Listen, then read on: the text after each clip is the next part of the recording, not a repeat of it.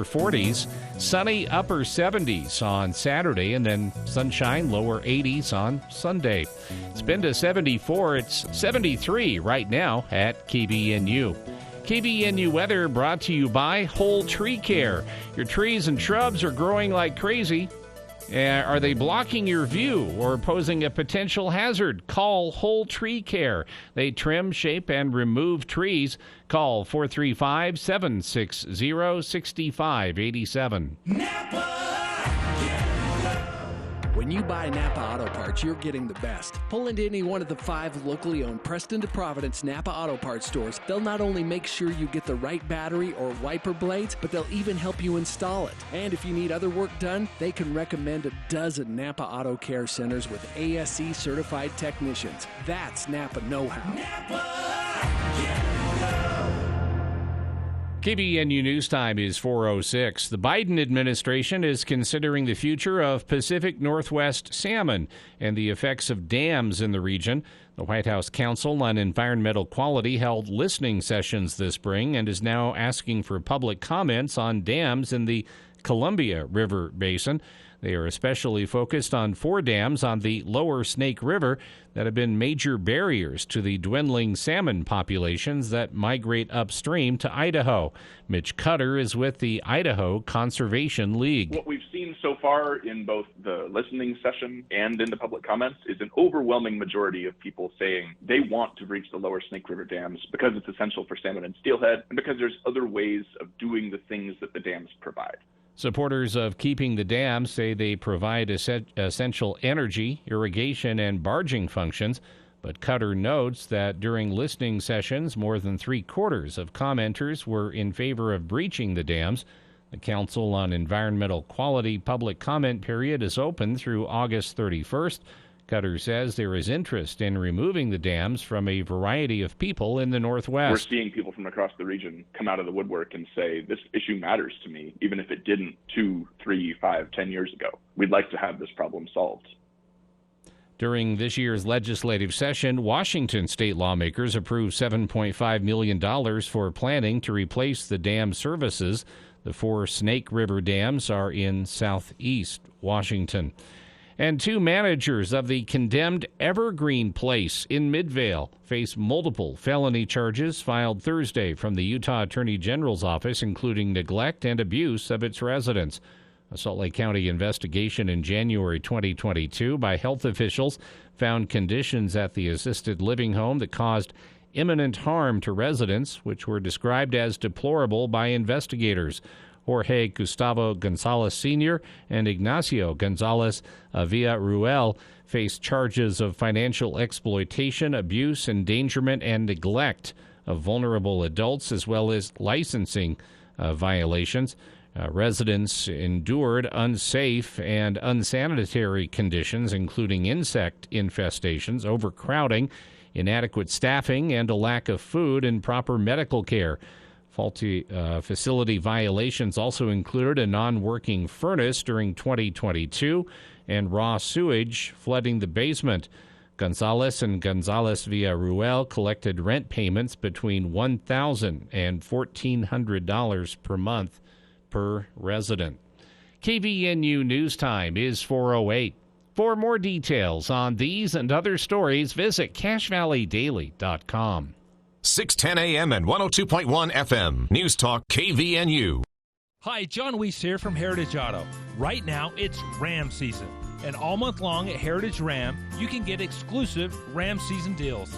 In fact, purchase a new 2022 Ram 2500 or 2022 Ram 3500 heavy-duty truck with available 6.7-liter turbo diesel engine and get $4,000 total bonus cash allowance. See the dealership for more details.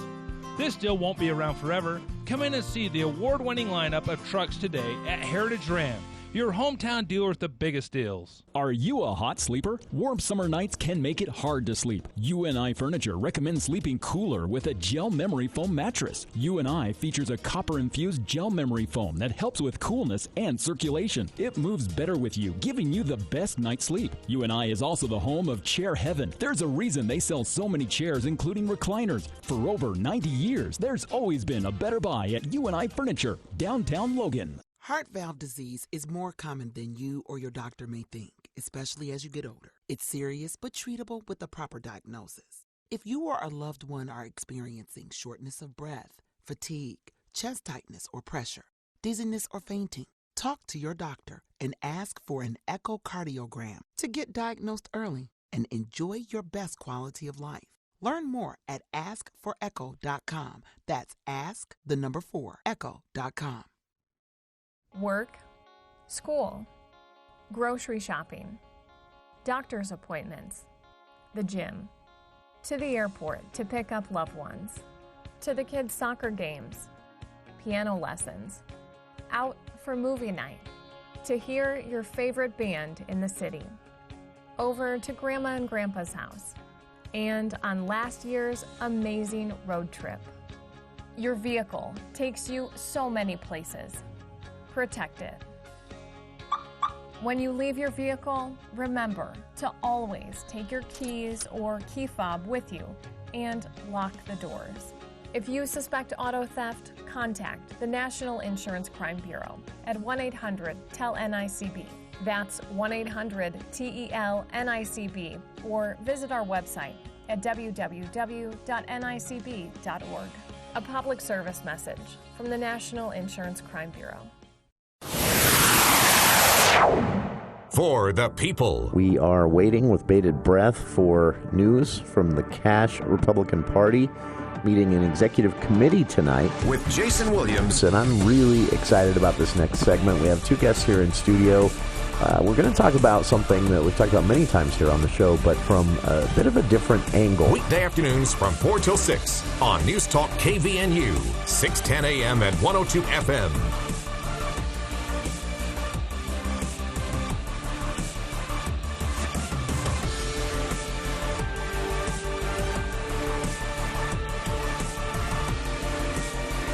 Welcome to KVNU's For the People, hour one of today's show, Friday, June 23rd.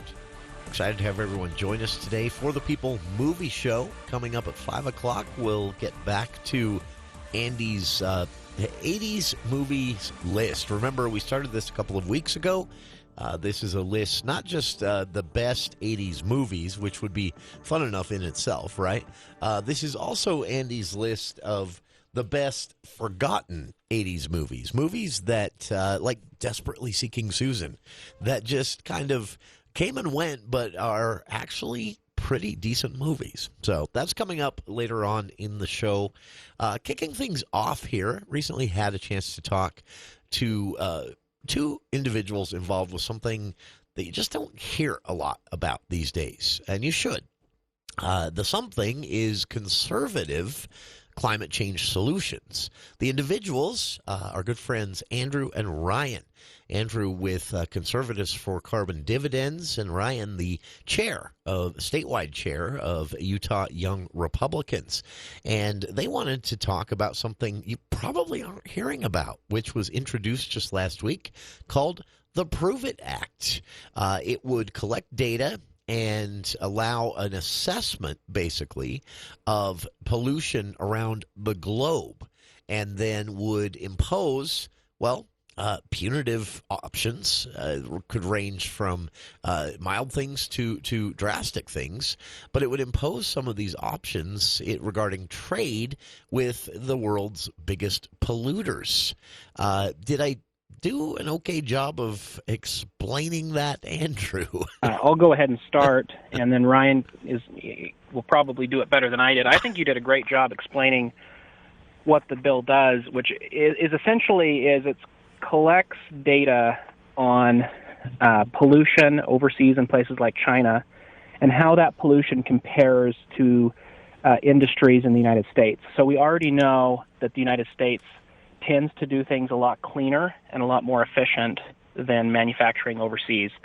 And essentially this bill kicks off the data collection process so that we can start holding China and other countries accountable for pollution, because we have a lot of regulations and environmental standards, or even things that companies are just doing to be good citizens to have less pollution.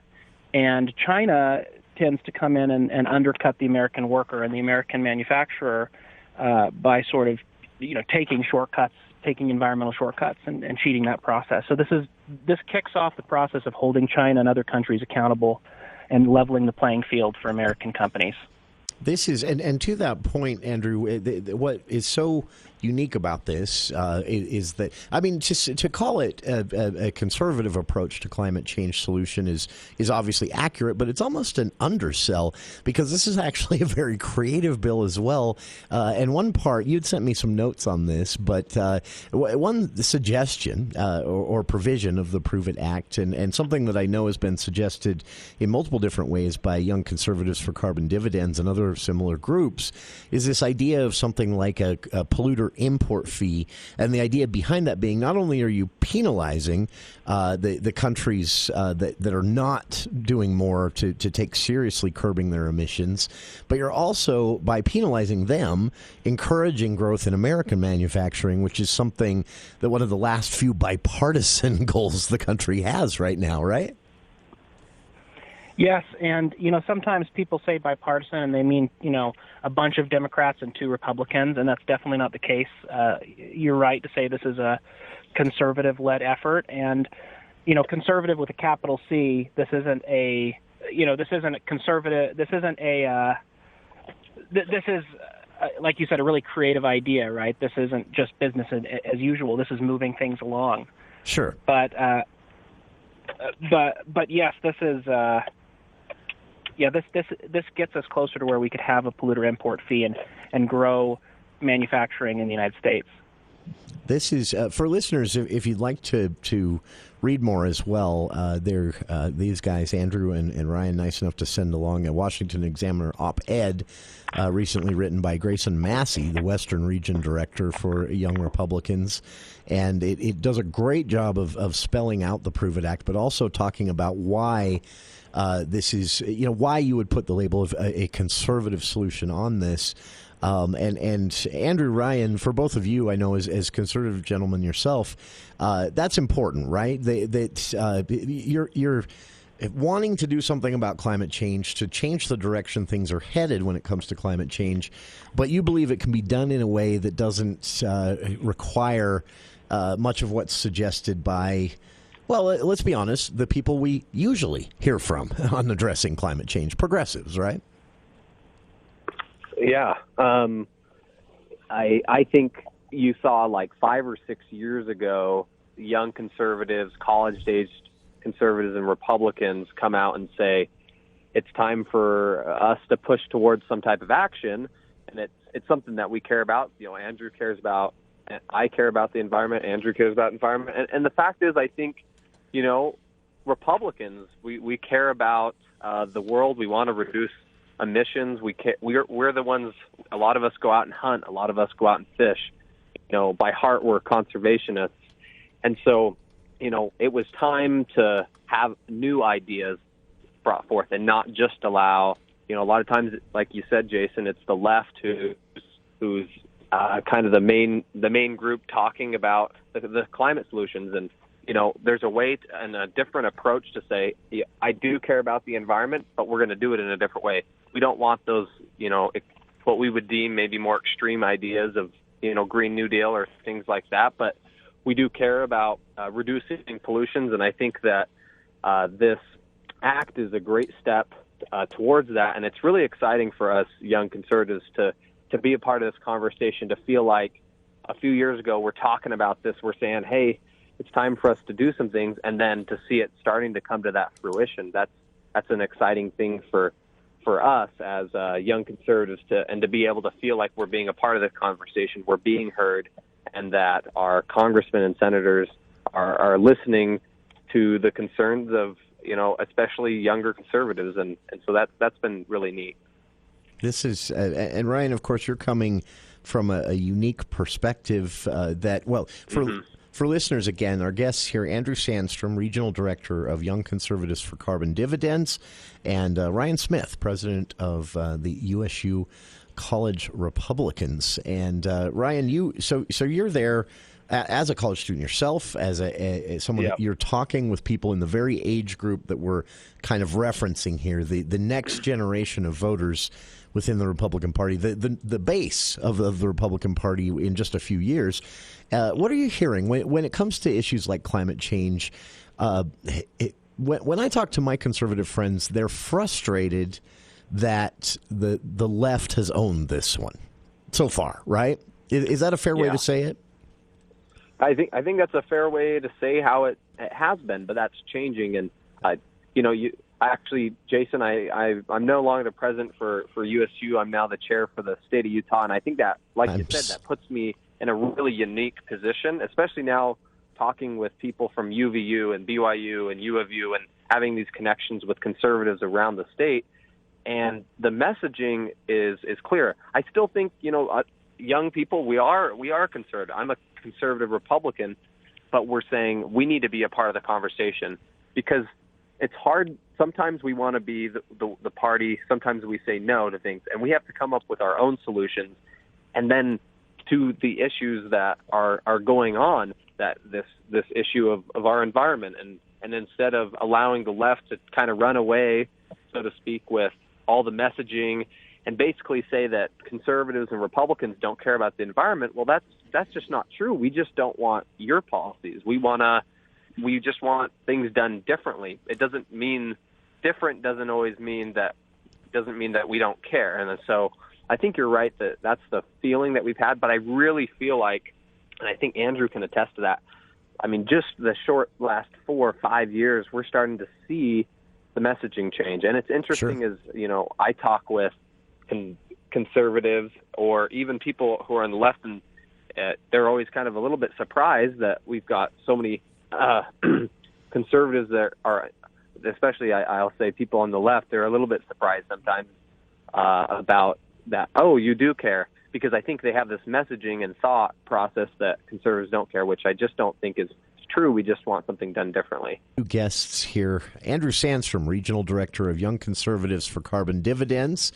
You can connect with them, by the way. I hadn't mentioned this yet, via their website, which is yccdaction.org. Young Conservatives for Carbon Dividends, yccdaction.org. They have a great newsletter if you're interested in this type of thing. Very informative. I would recommend it. Also joining us now, former president of USU College Republicans, now chair of College Republicans for the state of Utah, Ryan Smith. And Ryan, Andrew, thank you for your time both. And I know there's never enough time in these interviews to get to everything I'd like to as far as the particulars and specifics.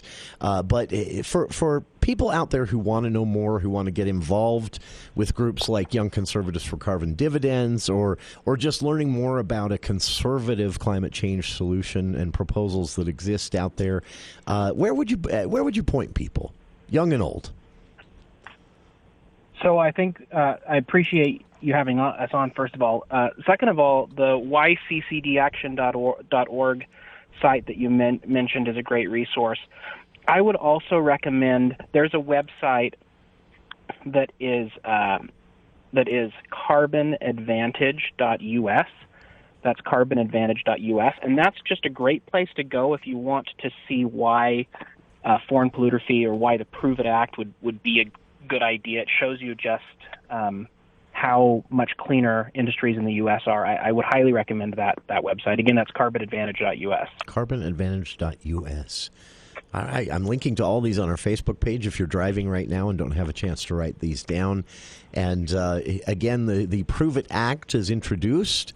Will be up for debate, so you're going to be hearing more about this eventually. Congress moves slowly, of course, but just a really unique idea, collecting data to better understand global emissions, looking at incentives that would both beef up manufacturing and improve the cleanliness of manufacturing here in the U.S., while at the same time subtly penalizing overseas manufacturers importing into the U.S. that are heavy polluters. This is a real, very serious proposal, and it's coming from conservatives, and it's honestly, we need more of this kind of thing. Andrew and Ryan, if you can, in the few minutes we have left here, Andrew, maybe start with you. What got you excited about this, about getting involved and getting conservative proposals more in the spotlight? So I've been a Republican since I was 8 years old, and we had a mock election, and I voted for Bush over Gore in the 2000 election. So obviously, I've cared about conservatism for a very long time, and I was a Boy Scout, right? I annoy my family members by being the guy who picks up litter when we're walking around Disneyland, right? I have always wanted there to be a leadership on this issue, but what for conservative youth, what we see coming from Democrats is just stuff we can't swallow, because it purports to be good for the environment, but it ends up also jeopardizing a lot of our liberties, jeopardizing our economy. And so having not just saying no to bad ideas, but saying yes to good ideas is something that I've always been about when it comes to environment and it comes to Republican policy. And so Young Conservatives for Carbon Dividends has just been a great movement to be a part of for that reason, because we're trying to give those answers to young people. And I've noticed, Jason, that when I show up on college campuses, the response isn't, what's your policy? What's it about? I mean, it's that, but it's also, hey, we've been waiting for you. We want to talk about climate. We want to do events about climate. And so I'm really excited to see, we've got the Prove It Act, and I'm excited to see what else is going to happen in the future. And I think it's going to make a big difference for the party with this generation. Very cool stuff. And Andrew, your words remind me, I think of my father, actually. My dad is a lifelong conservative, and he is older. He's at an advanced age, and he is one of the most avid, aggressive recyclers I have ever met, because he hates waste. And that surprises a lot of people, I think, when they learn that about him. But it speaks to this, that these are things that conservative Republicans care about, and it's easy to mistake that for otherwise because of the narrative we see. And Ryan, I know you and I have talked about this before too. What led you to, beefing up young Republican presence on college campuses? You know from your own experience, there is a hunger out there, as Andrew mentioned. For you guys, what comes next? I mean, for me, what I'd love to see, and I just want to mention this first, but I really do see this interest on college campuses, kind of that hunger, like you said, with and that's what I think we'll continue to see next is more conservatives being interested, other policies that have to do with the environment that are, this is a great policy. Hopefully we have this act get passed, and then we have some other things related, and we're able to, penalize countries like China that are taking advantage of really American industry. As a business, as someone who loves business, wants to go into business, you have to deal with a lot of regulatory things to try to reduce pollution. And then China doesn't even have to deal with that. Sure. Those same issues, and they're able to undercut American prices. Undersell us, while at the same time dumping more into the air. Man. This is, I'm so happy to see this. We do the best in this country when one party is not kind of owning the issues that are most important to the largest voting blocks. And the younger people under the age of 35 are, the next largest voting bloc. So I love seeing this coming from the right side of the political spectrum instead of just the left. That war of ideas, maybe we'll finally get somewhere on all of this. So, Ryan, Andrew, thank you for your time today. For our listeners, thank you for your time as well. If you'd like to learn more, I've linked to the Prove It Act website and the Conservatives for Carbon Dividends site, where you can find out more about it on our Facebook page. And we'll be back with more For the People right after this. You might ask yourself, when is the best time to start saving for retirement? The answer is simple. It's today. An Edward Jones financial advisor is here to help. They will work with you to build a plan for your ideal retirement by identifying your unique goals and help keep you on track to achieve them. The sooner you get started, the better. Call one of the 7 Edward Jones locations in Cache Valley to schedule an appointment today. Making sense of investing. Edward Jones, member SIPC.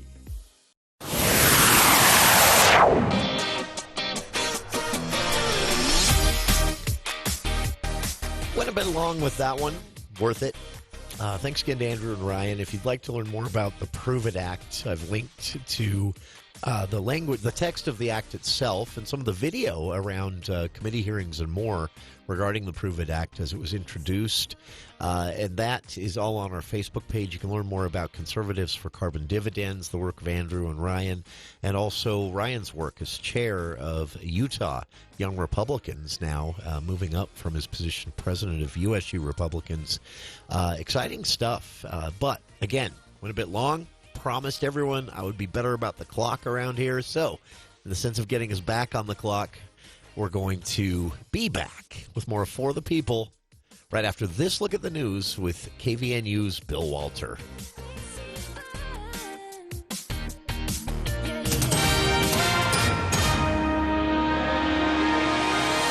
Thank you, Jason. KVNU News Time is 4:30, and this look at the news brought to you by Logan Extermination. The overarching narrative surrounding the fire that gutted Highland High School's music department's gym and cafeteria in April is that it could have been much worse.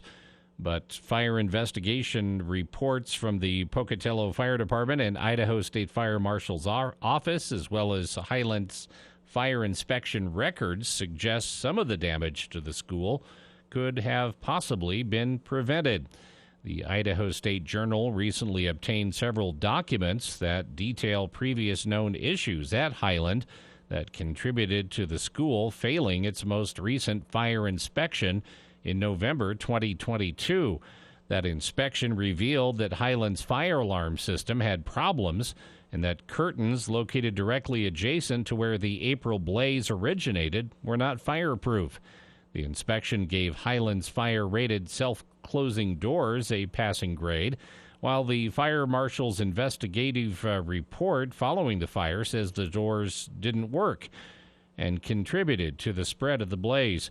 According to the investigation reports from both the Pocatello Fire Department and State Fire Marshal's office, the April 21st fire that severely damaged the D Wing at Highland High School was accidental in nature and resulted in an estimated $20 million in damage. The only person injured in the blaze was a Pocatello firefighter who suffered a minor wrist sprain that did not require hospitalization. A man's body was found floating in the Colorado River near Moab. Rafters reported finding the body just after 12:35 p.m. on Thursday, about 2 miles upstream from the Westwater Ranger Station in Grand County. The press release stated the rafters secured the body to their raft and floated down the river to the ranger station. Officials said the group then secured the man to a boat ramp and waited for law enforcement. The adult man has not yet been identified. He will be transferred to the State of Utah Medical Examiner's Office. His death remains under investigation. A Supreme Court ruling this week will make it harder for the Navajo Nation to get water from the Colorado River. No one disputes that century-old treaties give them a right to water flowing through their reservation. The court found that the federal government is not responsible for securing that water for the 170,000 tribal members who live there. It's a win for the states of Arizona, Nevada, and California. They said requiring them to accommodate the Navajo Nation's needs would upend negotiations over water supplies for 40 million people and a $15 billion a year industry that grows most of the nation's winter vegetables. Many maternal care doctors in states that have restrictive abortion laws are facing the choice of whether to stay or leave after last year's Supreme Court decision that overturned Roe v. Wade. The doctors are weighing tough questions about medical ethics, their own families, and whether they can provide good care without risking their careers or winding up in prison. They know a lot is at stake for patients, too. There are widespread maternal care shortages. Nationally, 44% of counties had low or no access to obstetric providers, according to a March 22 March of Dimes report based on data gathered before the Supreme Court ruling. Those figures jumped to more than 50% in Idaho, Kentucky, and some other states with restrictive abortion laws. KVNU News Time is 4:34. With summer here, our beautiful lawns face a new threat. It's a threat you can't see because it's happening below the grass level, at the roots. Those nasty billbugs and grubs are beginning to hatch and they are hungry. Your lawn is a smorgasbord to them and they can't wait to belly up to the table. Get a jump on those bugs by calling Logan Extermination today. They'll apply a custom spray for bugs and also fertilize to keep weeds under control and your grass growing tall. Logan Extermination, 752-8450. Two Chinese nationals are under arrest on charges related to the manufacture and distribution of fentanyl in the U.S. They're accused of covertly shipping chemicals to Mexico to make the deadly drug. One of the defendants indicated that the U.S. government had, quote, seized some Mexican group and, quote, followed the routes to China, which was, quote, bad news for us. Attorney General Merrick Garland, the owner of the Wagner private military contractor, is calling for an armed rebellion to oust Russia's defense minister. The owner is claiming the Kremlin ordered a rocket strike on his camps in Ukraine.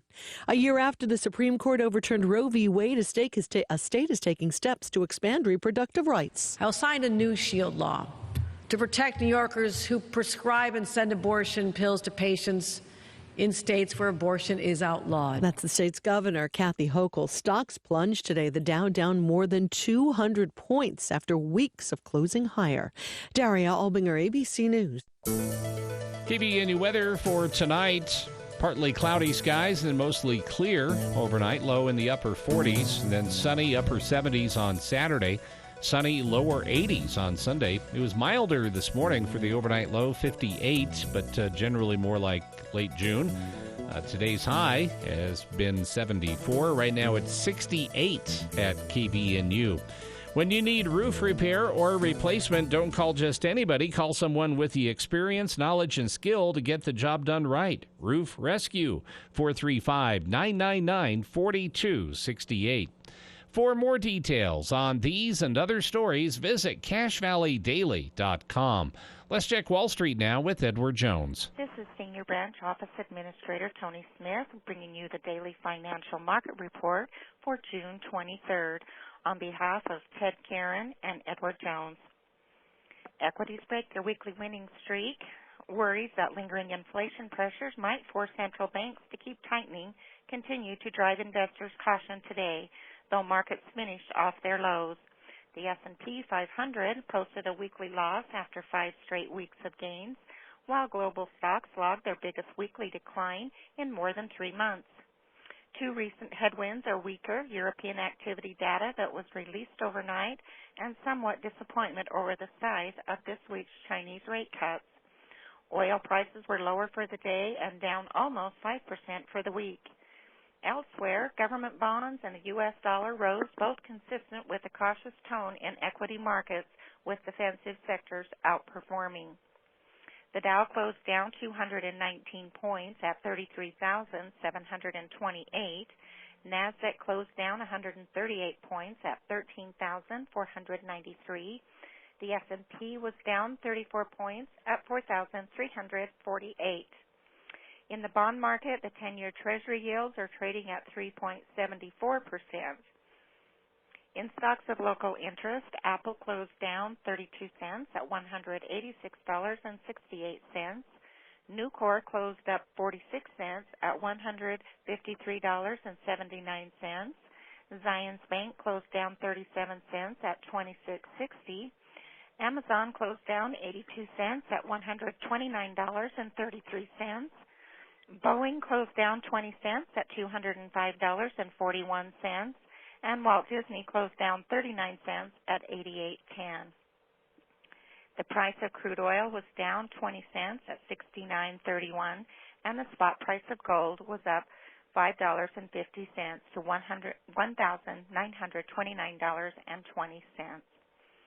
This has been today's financial market report for June 23rd, brought to you on behalf of Edward Jones, members SIPC, and financial advisor Ted Karen, serving individual investors with personalized attention and financial advice at 878 South Main Street in Smithfield. When it comes to home care, it's important to know you have a choice. If you or a loved one is in need of hospice or home health services, remember that Primrose Home Care and Hospice believes in treating the patient as well as the problem. We work directly with you and your doctor to create a health plan that's catered to your needs. Our team is devoted to providing options in the freedom and safety of your own home. Visit us at primrosecare.com or call to schedule a free consultation. Primrose Home Care and Hospice, your local hospice and home health provider since 2006. The landscaping season is now in full swing, and Canyon Landscaping is still booking for this season. For over 2 decades, Canyon Landscaping has been Cache Valley's leader of new and existing home landscaping projects. Spots are filling fast, so don't wait any longer for your outdoor living to become an extension of your home. To get your project going, request an appointment online at canyonlandscaping.com or call 752-3838.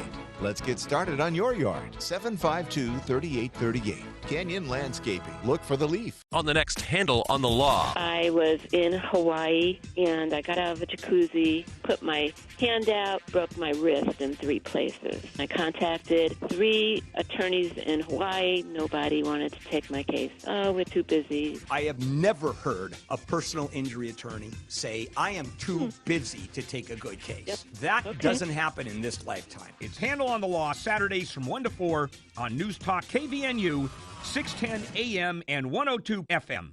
Serving overseas was just the beginning. We might be home from war, but our mission continues in communities all across the country. It's why we're out there in times of peace and crisis, providing meals to the hungry and supplies to the sick. It's why we're giving strength to those who are too weak and bringing resources to those without them. Service doesn't stop when we're done serving. It's what makes us the VFW. Learn more at vfw.org.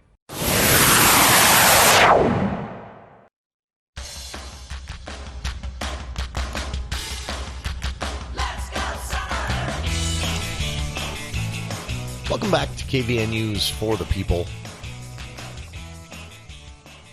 ProPublica in the news today, mainly for a big story on Justice Alito accepting a private jet ride and a fishing vacation from a wealthy donor.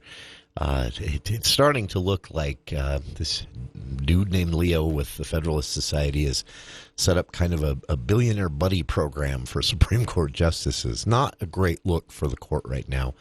Alito also didn't help himself publishing a preemptive op-ed in the Wall Street Journal, getting ahead of the story that hadn't been published yet, trying to refute the story that he hadn't read yet, which I don't know if that was a screw-up on timing on the Wall Street Journal's part or what. So a lot of people talking about ProPublica today, but ProPublica is a nonprofit news organization funded by various donors, and they have an excellent reputation. They're one of my favorite news sites because they don't just focus on one issue or one topic. They're all over the place and usually lengthier reporting. I wanted to talk about this ProPublica story today, though. This is something that was actually published a couple of weeks ago, and I bookmarked it for the show, and then found out that there was some information locally that tied in with this regarding adult education programs here in Cache Valley. So I held on to it until today, and thanks to Craig Hislop for helping me out with this one as well. The story is about adult literacy, and the eye-popping statistic at the start of this, based on Office of Education data, state data, surveying that's done, some census data as well.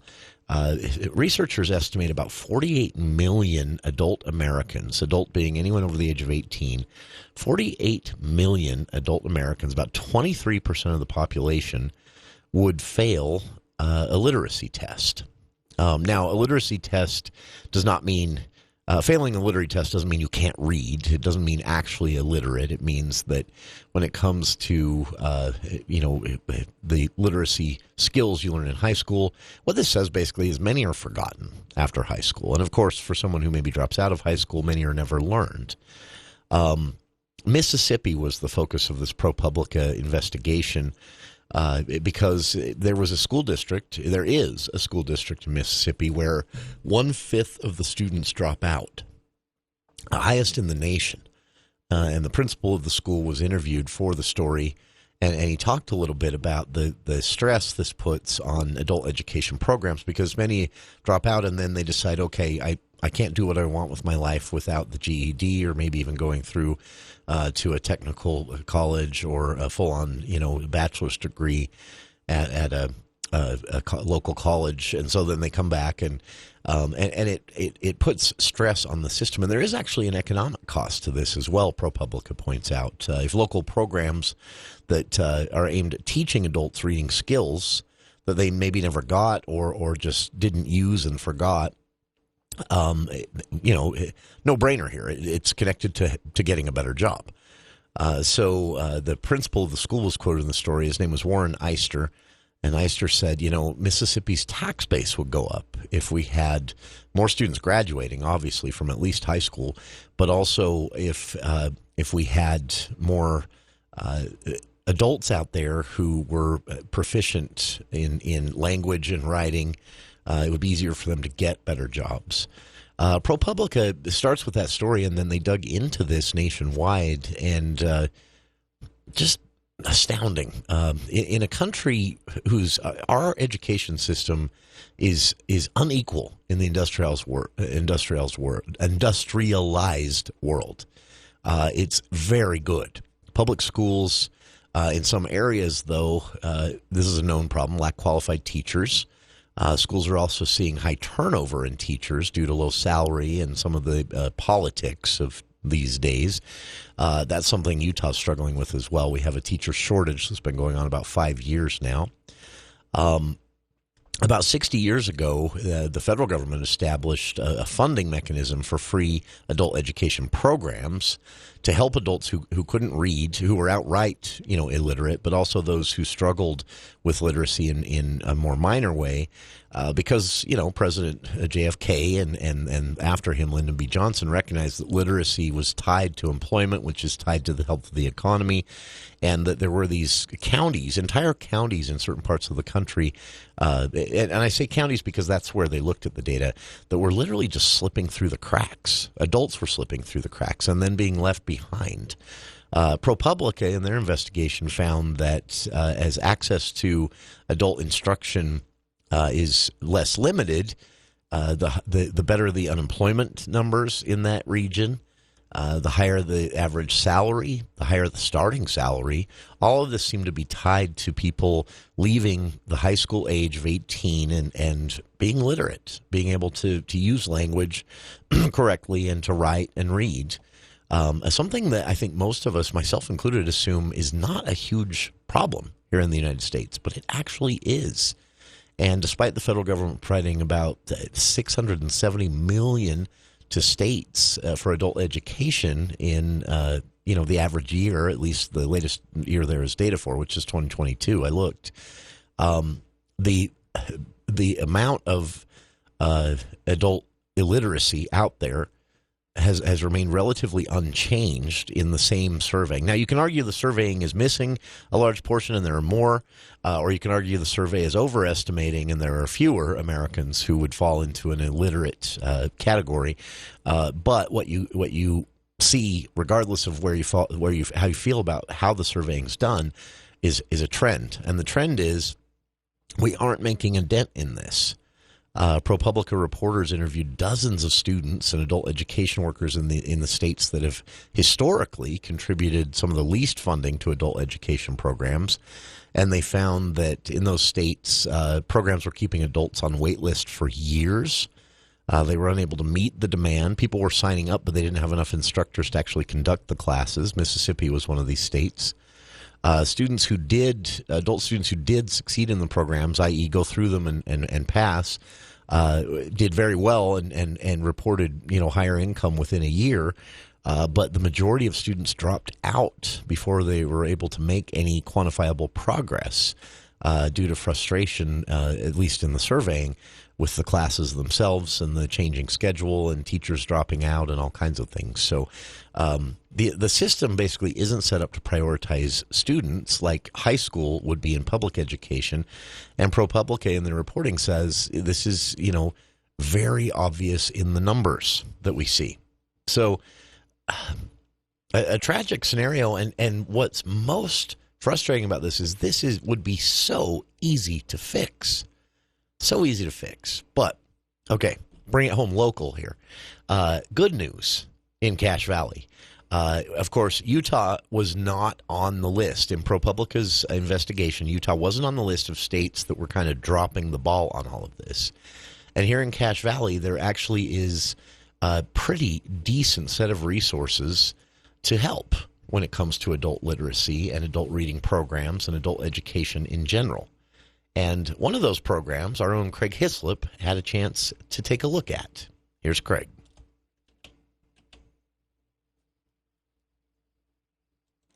Well, thank you, Jason. There are estimates that many thousands of children and adults in northern Utah struggle to read and write. Ridgeline Literacy, which is part of the Institute for Disability Research Policy and Practice up at USU, is now putting tutors, and has for a while, in Valley libraries to help people deal with these challenges. If you can't read, obviously it can affect everything in your life. Alice Shepard is the program coordinator there at Bridgeland Literacy. She joins us. Is it accurate to say thousands among us up here in northern Utah are dealing with these challenges in one form or another?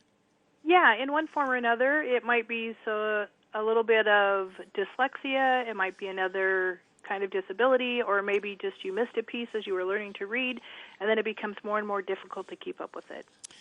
And obviously, if that's true in your life, it takes a little courage to step forward and seek the help.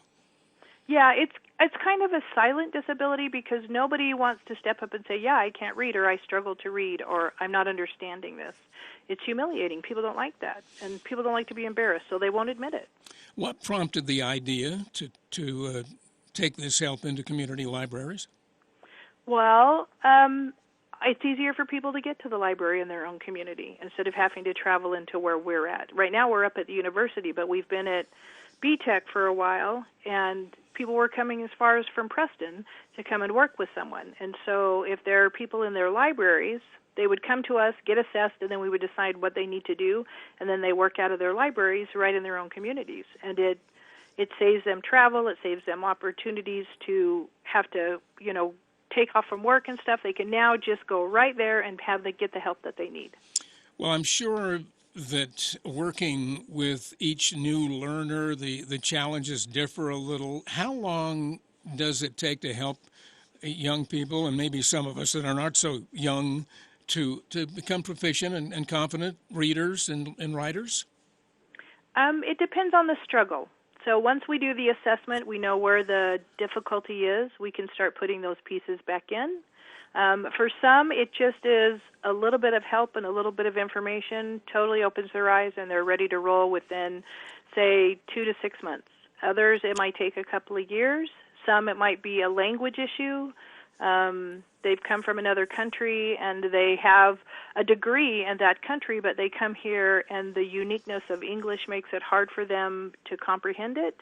And so we just start working on putting those key pieces back in so that they can do it. But it depends on the individual and the struggle they face. Yeah, there's a video at the Bridgeland Literacy website with a young lady from another country helping her to read and write in another language. Must have been a unique challenge, but you can see in her demeanor that she's got it down, and I'm sure it's changed her life.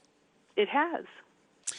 There was another story, a 72-year-old man who had apparently not had contact with his daughters for decades, came in, got some help, and wrote them letters after 30 years and established that communication again. That's pretty dramatic. It is, but if you can't write or you can't read really well, it affects your relationships. It affects work. It affects your health care. It affects your children. If an adult can't read and they have young children, who helps them with their homework? And if that's the case, then the children go back struggling into school. So 72% of children whose parents don't read well will struggle with reading also. That's a huge number of children who need help that their parents can't give them. Wow. And people don't want to admit that they can't that they can't read or that they're struggling with it. Well, think about it. You sign up for employment. You take a driver's test. You read instructions for medications. You have to be able to read. Yeah.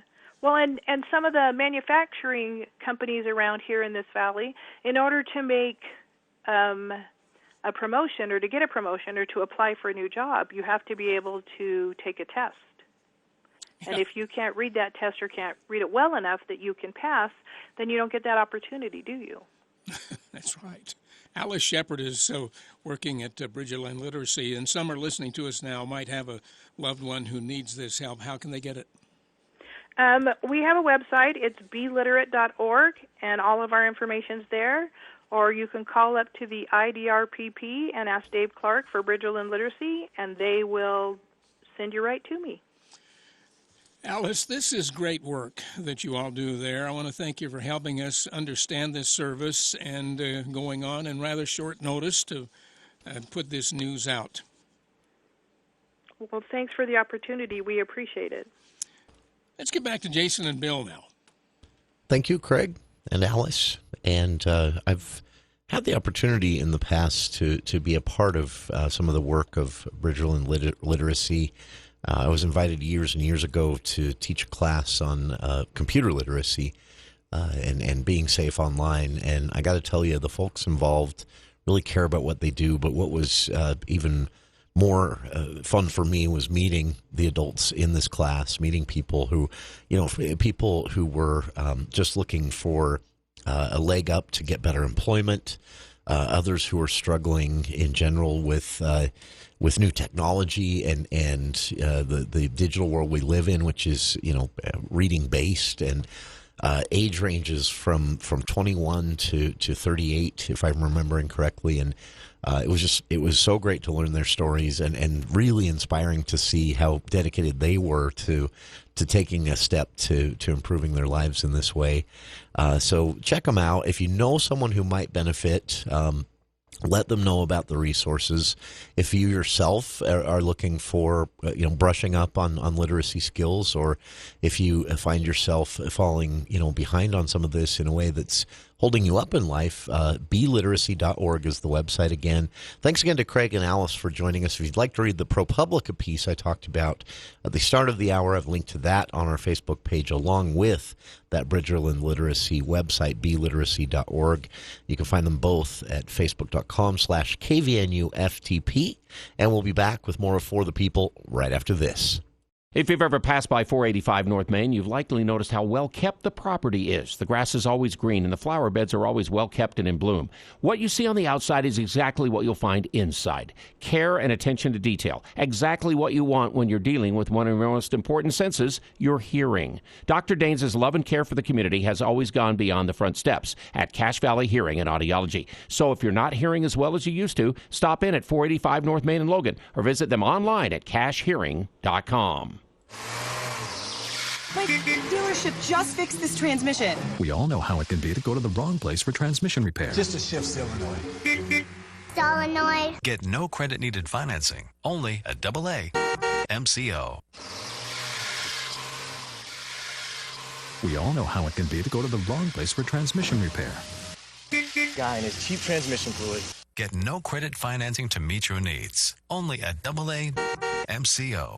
My friend John Hansen at the Duct Hunter has constantly educated you about the need for ductwork cleaning in your home. But what about your cabin or summer home outside the valley? You need that home's ductwork cleaned too. With high pollen counts in the mountains, dust always in the wind, and road construction ever present, the old adage of out of sight, out of mind is bad. Give the Duct Hunter a call at 770-4813 to clean out those dirty ducts in your summer home. We are the Duct Hunter. Breathe better, save money, protect your home. We are the Duct Hunter.